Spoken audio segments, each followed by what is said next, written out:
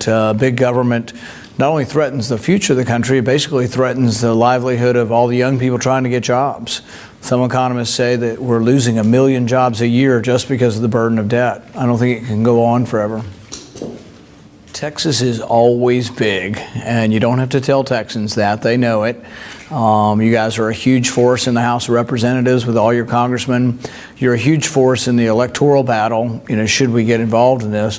One of my earliest childhood political memories is being at the 1976 convention, and when Reagan had all the Texas delegates and Reagan had all the California delegates, the establishment squawked and they separated them on each side of the Kemper Arena, with Texas over here and California over there. So yeah, I'm very much aware of how big a force Texas is. Well, there are a lot of people with Texas ties, and it's always a factor. I mean, beating an in-state governor or an in-state senator is always difficult.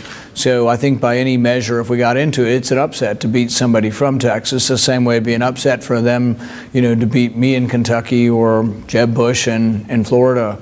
So yeah, there's a home state advantage for anyone.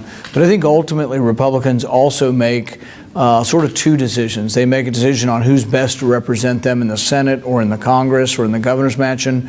But then sometimes it's a slightly different decision on who's best to represent the party and be able to beat the Democrats in the fall. So winnability is a big issue too. And I think the thing that I've been pushing is that in order to have a winnable candidacy, we need to have a candidate who reaches out beyond the traditional Republican constituency.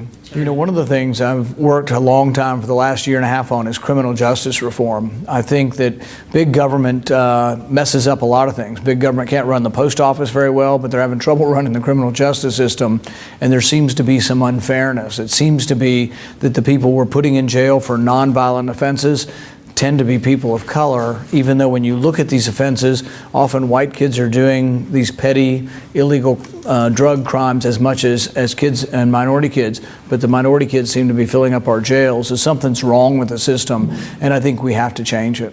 And it said that obviously your foreign policy sets you apart from other candidates.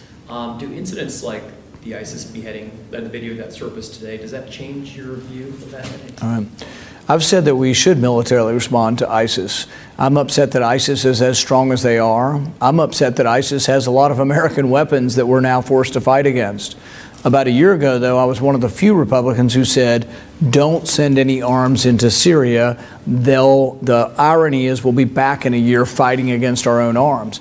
Yes, we do have to do something now, but we need to be aware of what we did a year ago that made the situation worse. We need to be aware of Hillary's war in Libya and how that's made it worse. Libya is a disaster. People need to ask Hillary Clinton. I don't know if she takes any questions, but they need to ask Hillary Clinton, are we better off after that war in Libya? Libya is run amok with jihadists. Radical Islam is all over Libya, and the weapons have spread throughout the Middle East, and I think we're much worse off because of that war. So I think we should think before we act. We need a strong national defense. It's the most important thing we do, but it doesn't mean that we have to be involved in every civil war around the world. How do you think the